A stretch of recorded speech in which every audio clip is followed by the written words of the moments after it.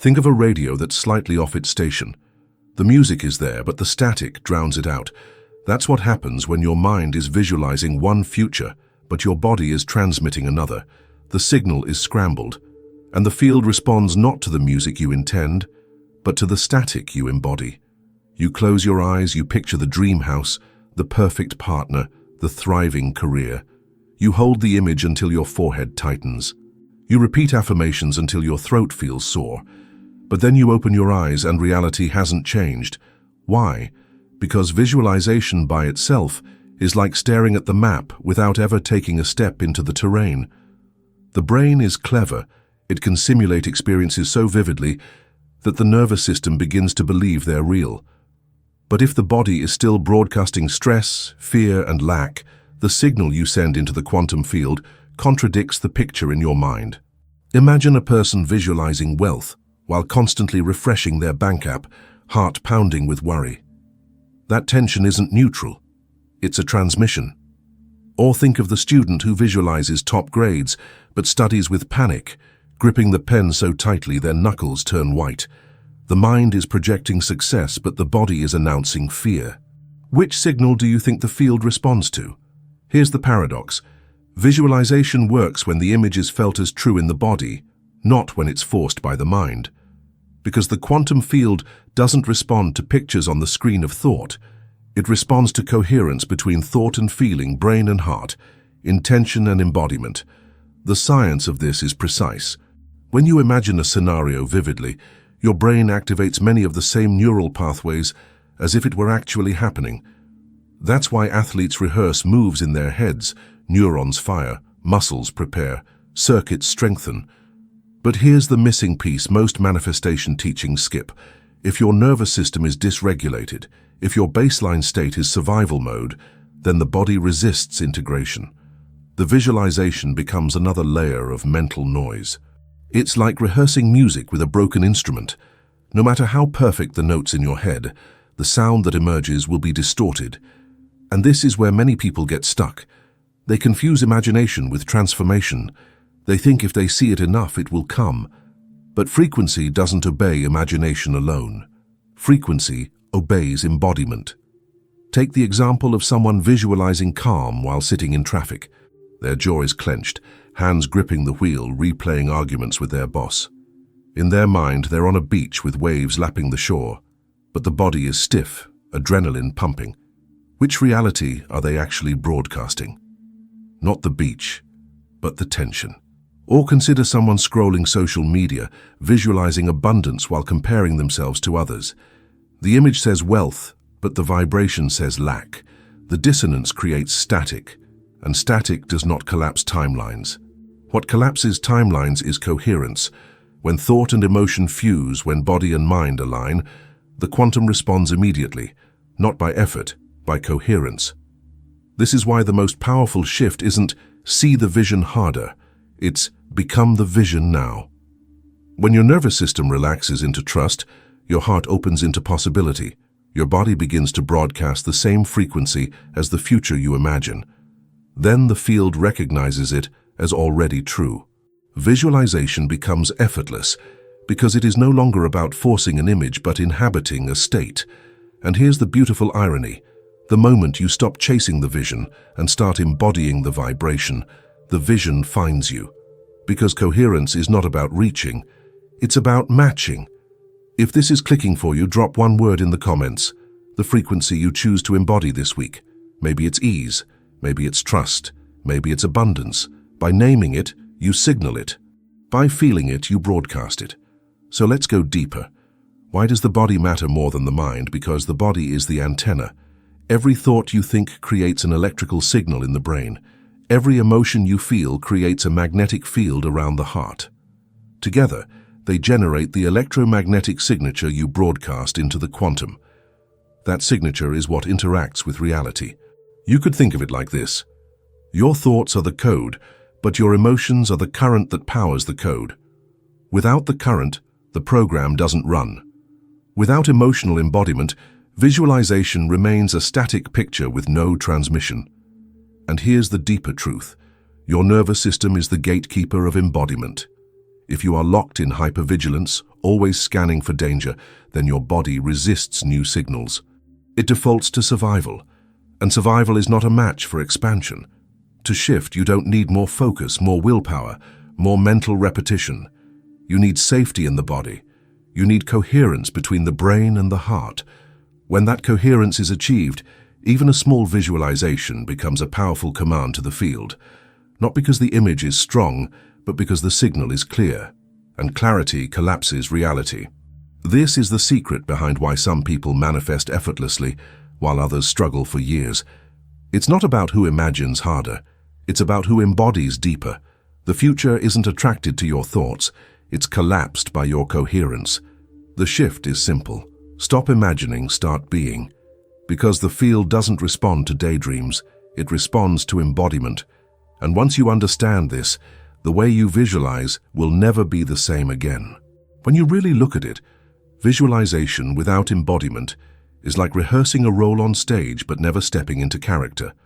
You might memorize every line, picture the lights, imagine the applause, but if you don't become the role, the performance falls flat. In the same way, many people visualize the life they want as if they're outside of it. Looking in through a window, they see the wealth, the health, the love, but they remain in the vibration of longing. That longing is what gets broadcast. And longing doesn't attract. Longing sustains distance. The subconscious mind doesn't distinguish between imagination and reality, but it does measure congruence. If the picture in the mind says abundance, while the body carries the weight of lack, the subconscious reads the mismatch and defaults to the familiar pattern. That's why repeating affirmations can sometimes feel like lying to yourself. It's not that affirmations don't work. It's that they must be absorbed into the nervous system until the body believes what the words declare. Because in quantum terms, belief isn't intellectual. Belief is embodied coherence. Neuroscience reveals this with striking clarity. When you practice new thoughts, you literally carve new neural pathways, but neurons alone are not enough. For those pathways to stabilize, they must be reinforced by emotional energy. That's where neuroplasticity meets vibration. The mind imagines, the body feels, the circuit locks in. Without the feeling, the pathway remains fragile, like a faint pencil sketch easily erased. With emotion, the sketch becomes ink, then engraving, then identity. That's why transformation doesn't come from visualizing harder. It comes from feeling it real. Let's ground this in something ordinary. Imagine a man rehearsing a breakup conversation in his head. He visualizes saying calm words, being composed, showing maturity, but inside his chest is tight, his breath shallow, anger simmering. When the moment arrives, which version comes out? Not the visualization, the embodiment. Or picture a woman visualizing a confident presentation for work. She sees herself standing tall, speaking clearly. But if she practices while scrolling through her notes with racing thoughts, drinking coffee to fight exhaustion, the body rehearses anxiety more than clarity.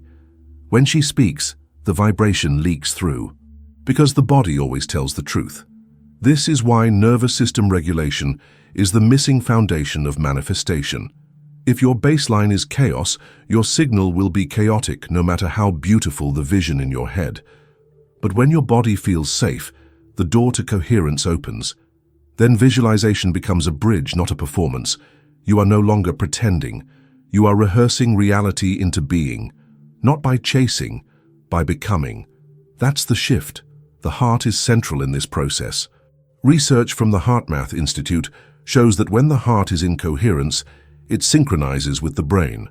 This alignment produces a stable electromagnetic field measurable around the body. In that state, visualizations are amplified.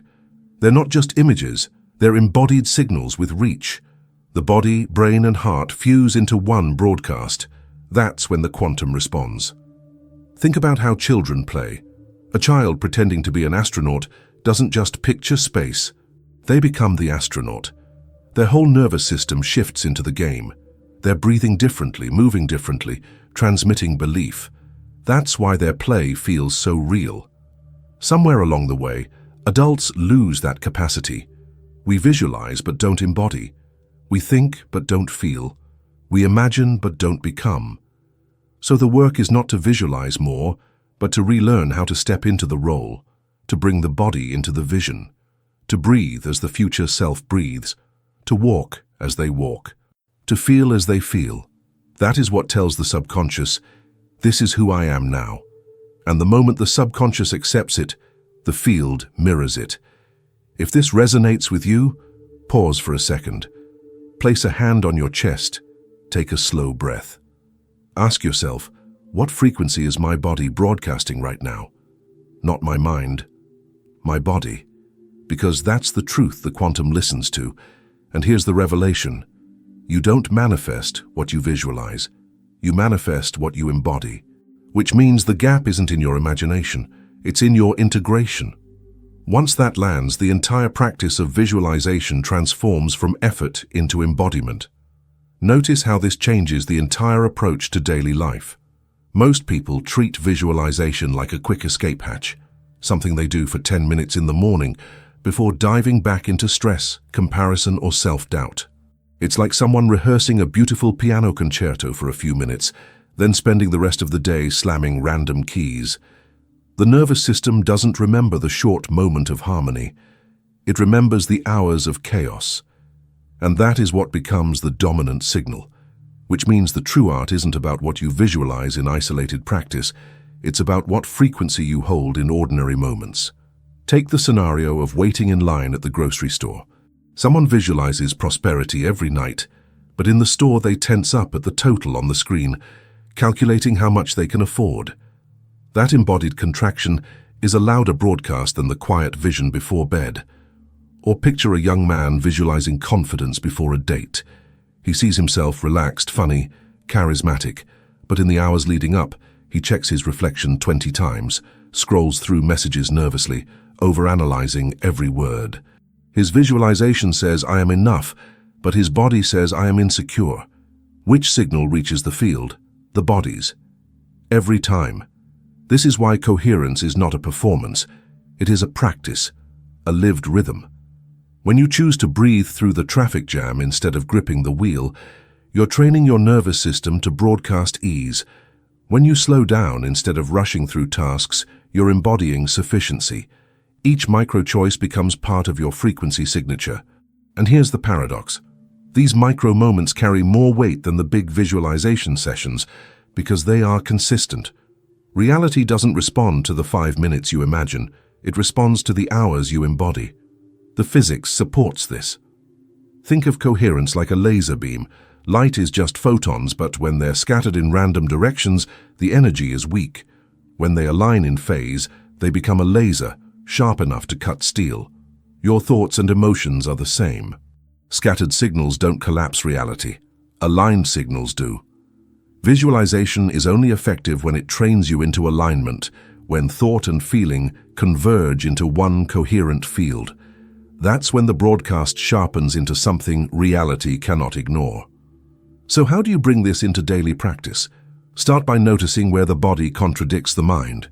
When you say, I am abundant, do your shoulders slump with worry? When you picture health, do you simultaneously hold your breath in tension? Awareness is the first collapse. The moment you see the mismatch, you have the power to choose coherence. Breathe, shift posture, feel into the state you're calling in.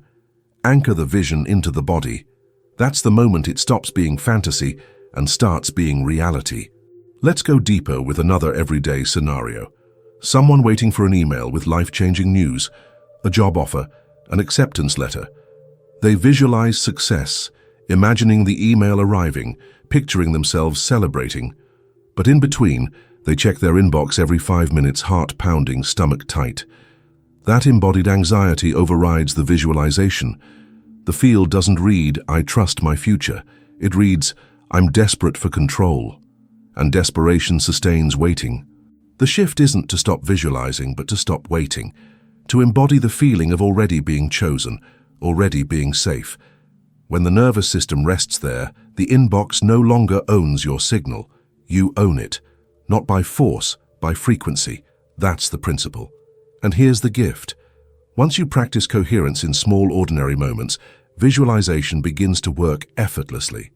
Because now, when you close your eyes and imagine the life you desire, The body nods in agreement. The nervous system says, yes, this feels familiar. The subconscious accepts it as truth. The field receives a clear signal, and reality starts to bend. If this is making sense to you, let me know in the comments the moment today where you'll practice coherence. Maybe it's while waiting in traffic. Maybe it's while cooking dinner. Maybe it's while walking into work. The moment you claim is the moment you shift. And here's the deeper invitation. What if manifestation isn't about picturing the future, but about rehearsing it into your nervous system until it becomes second nature? What if the real power isn't in the image itself, but in the way you live it now, because that's the truth? Visualization doesn't fail because it's fantasy. It fails when it stays in the head. The moment it drops into the body, it begins to collapse timelines, and the more consistently you embody, the faster the collapse.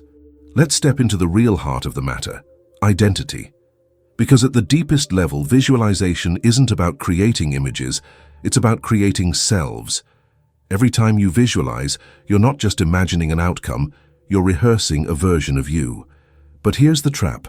Most people visualize outcomes while secretly clinging to the old identity.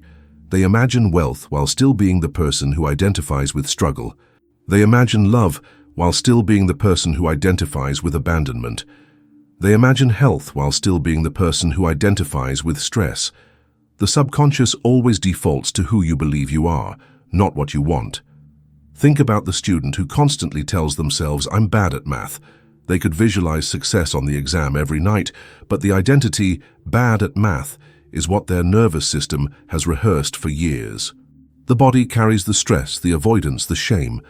So when test day arrives, the signal leaks through, shaky hands, racing heart, fragmented memory.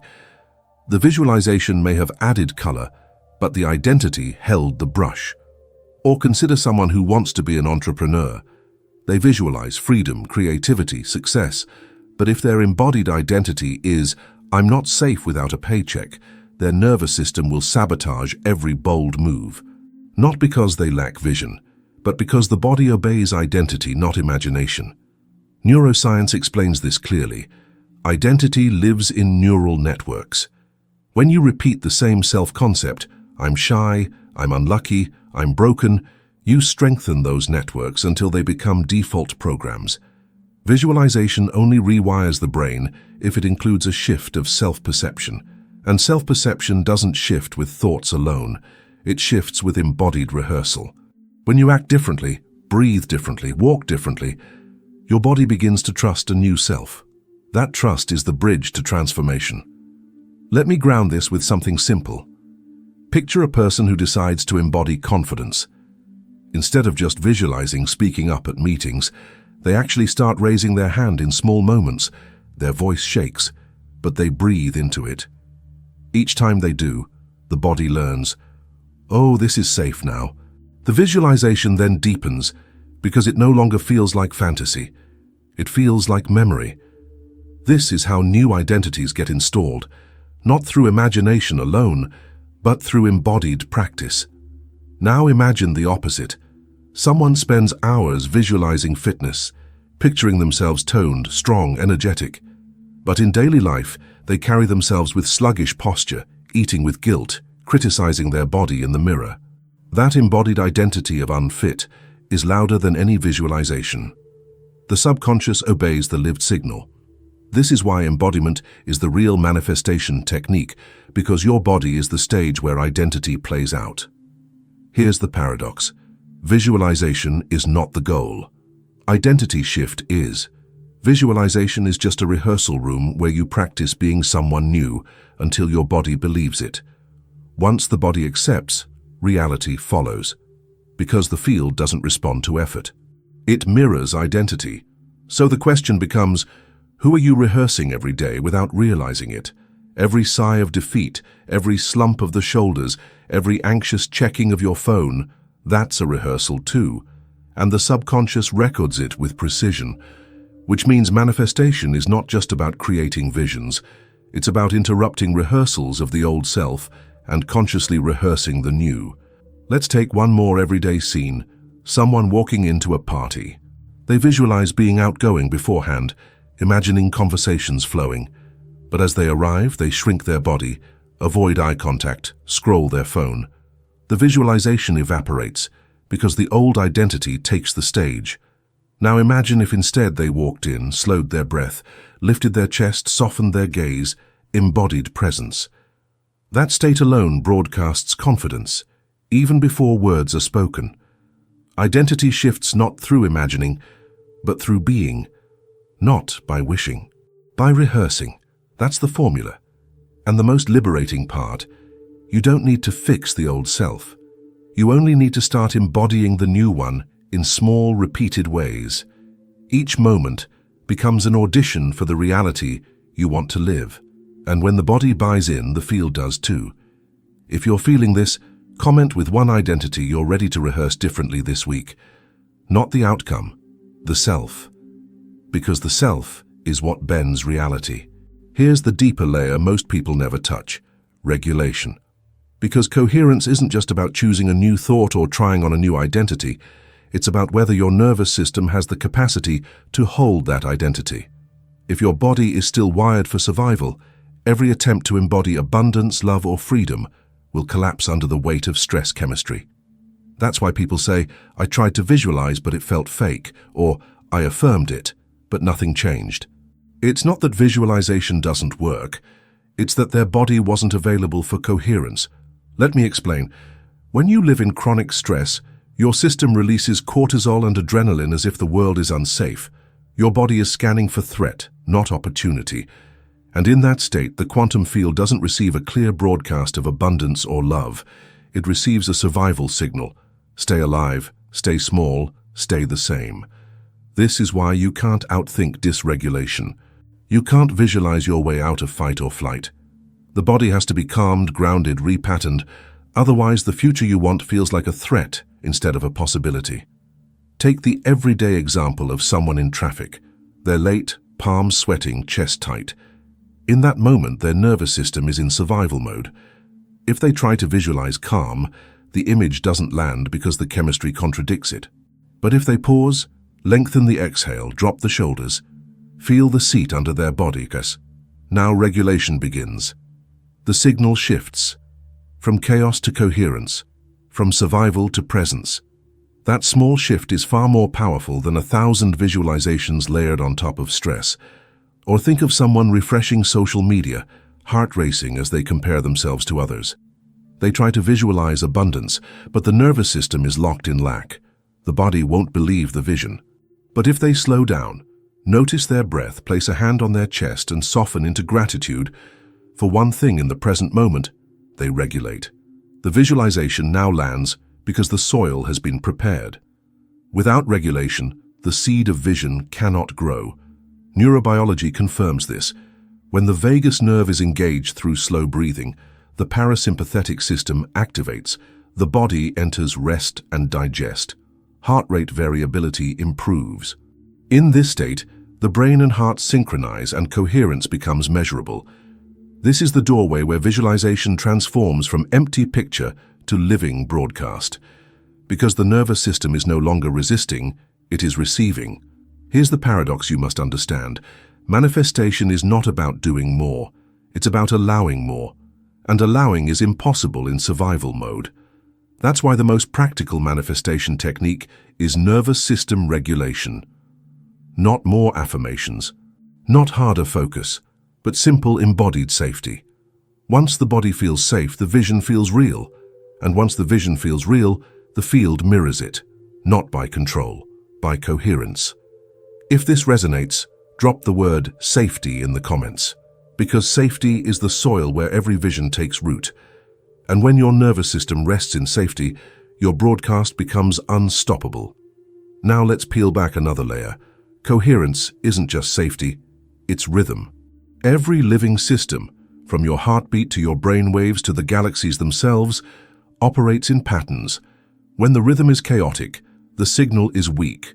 When the rhythm is synchronized, the signal is amplified. This is why coherence is the language of creation, because it aligns your personal rhythm with the universal one. Think of music. An orchestra tuning their instruments creates noise, scattered notes clashing in disarray. But when the conductor lifts the baton and every musician sinks into tempo, something happens: harmony. That harmony is powerful enough to move hearts, shift moods, even alter brain chemistry in the listeners. Your nervous system works the same way. When your thoughts, emotions, and physiology are out of sync, the field receives noise. But when you bring them into rhythm, thought steady, breath calm, heart open, you become the orchestra aligned and reality listens. Let's take a relatable example. Picture someone lying awake at night. Their mind is visualizing success, but their body is restless, heart racing, tossing in sheets. The brain is broadcasting one rhythm, the body another, static. But if that same person breathes into a slow count, lets the heart rate settle, and visualizes from within that rhythm, suddenly the visualization lands. It feels less like forcing and more like remembering. The rhythm carried it into embodiment. Or imagine someone preparing for a job interview. They visualize confidence, but then they gulp coffee, rush through the door, and scroll nervously in the waiting room. Their rhythm is frantic. The field picks up frantic. Now picture if instead they walked slowly, regulated breath, placed attention in the heart, then visualized answering calmly. That rhythm carries confidence into coherence. When the interviewer meets them, they don't just hear words, they feel the broadcast. Biologically, this is measurable. Studies show that heart-brain coherence creates a stable sine wave pattern in heart rate variability. That rhythm signals safety to the entire nervous system. The prefrontal cortex engages, higher reasoning activates, creativity flows. In that state, visualization isn't just imagination, it's integration, because the body, brain, and heart are moving in the same tempo. Here's the paradox. Manifestation doesn't require intensity, it requires rhythm. Many people try to force visualization like a sprint, straining, pushing, controlling. But coherence is more like a dance. You don't push the music, you move with it. The future arrives not through grinding, but through syncing. And this is where embodiment becomes effortless. Once you align your inner rhythm, you no longer have to make visualization work. The vision begins to play itself through you, like a melody you recognize. Your body relaxes because it knows the song. Your subconscious embraces it because it feels natural. The quantum mirrors it because coherence is the universal conductor, not by pressure, by pattern. If you're catching this, comment with one rhythm you choose to embody this week. Maybe it's slow, maybe it's steady, maybe it's bold. Whatever rhythm you choose becomes the music reality plays back to you. And now we arrive at the edge of the paradox most people resist: surrender. Because after all the science, the neural rewiring, the embodiment practices, the nervous system regulation, there comes a point where holding on too tightly actually breaks the signal. Control creates static. Why? Because control is rooted in fear, and fear broadcasts lack. The quantum field doesn't respond to your grip, it responds to your openness. Think about the gardener. They plant seeds, water the soil, and then they let go. They don't dig into the ground every hour to check if the roots are sprouting. They trust the process because nature unfolds in its own rhythm. Manifestation works the same way. Visualization is the planting, embodiment is the watering, but surrender is the sunlight. Without it, the seed cannot grow. Look at an everyday example. A person visualizes financial abundance. They imagine their future self with freedom, security, ease. But then they check their account balance 10 times a day, tightening in frustration. They've done the visualization, but they haven't surrendered. Their energy says, it's not here yet. And that is exactly the reality that stabilizes, not here yet. Contrast this with someone who visualizes wealth, feels it in their body, and then lives their day with trust, focusing on creativity, generosity, and presence. They stop refreshing, because their nervous system already believes the roots are taking hold. Which one do you think collapses reality faster? Always the one who trusts. Neuroscience shows why this is true. When you release control, your parasympathetic system activates. The body enters flow. Brainwave patterns shift into alpha and theta, states associated with creativity and integration. This is the exact space where visualization imprints deeper into the subconscious. In other words, surrender isn't laziness. It's the state that allows the vision to actually integrate. Let's take another relatable moment. Someone waiting for a text after a first date. They visualize connection, partnership, romance. But the longer the silence, the more they refresh, overanalyze, rehearse responses in their head. The visualization is sabotaged by control. The signal they're broadcasting isn't love, it's lack. Now imagine instead they visualize the connection, feel it as already real, and then go live their life. Cook dinner, laugh with friends, go for a walk. That embodied surrender says, I trust what's unfolding, and the quantum mirrors trust with alignment, not by chasing, by allowing. The truth is, surrender is the final collapse. When the mind stops grasping, the body keeps broadcasting. When effort ceases, coherence remains, and that coherence is what reality bends toward. That's why the most magnetic people aren't the ones trying to manifest every second. They're the ones who embody their future and then let life respond in its own timing. They radiate trust, and trust is irresistible. If this resonates, drop the word allow in the comments, because what you allow, you attract, and what you grip, you delay. So here we arrive at the closing arc where the threads converge into one truth. Visualization was never meant to be the goal. It was only ever the doorway. The real practice, the real transformation is embodiment, because the field doesn't answer to your pictures. It answers to your presence, not what you see in your head, but what you radiate in your body. Think of the actor again. They don't step onto stage trying to visualize their character. They become the character so fully that even their breath, their micro-movements, their energy carries the role. The audience doesn't believe the script because of the words. They believe it because the actor inhabits it. Your life is no different.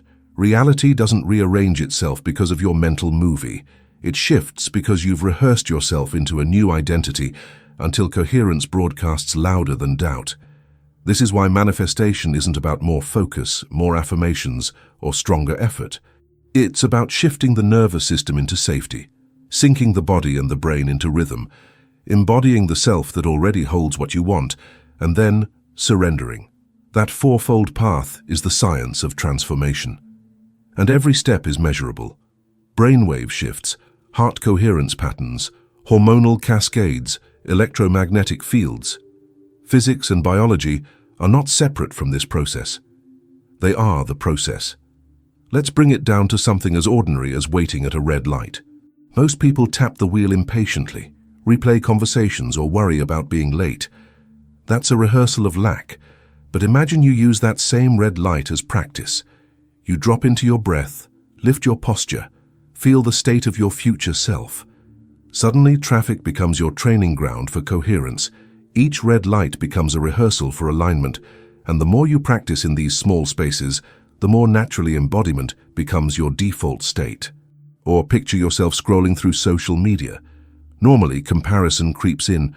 They're ahead of me, I'm behind. That's a rehearsal of scarcity. But what if you paused, placed a hand on your heart, and shifted into gratitude for your own path? That small shift rewrites the nervous system, reprograms identity, and broadcasts coherence. And when coherence becomes consistent, the field has no choice but to respond. Here's the ultimate paradox. You don't attract what you want. You don't even attract what you think. You attract what you are. Wanting keeps it distant.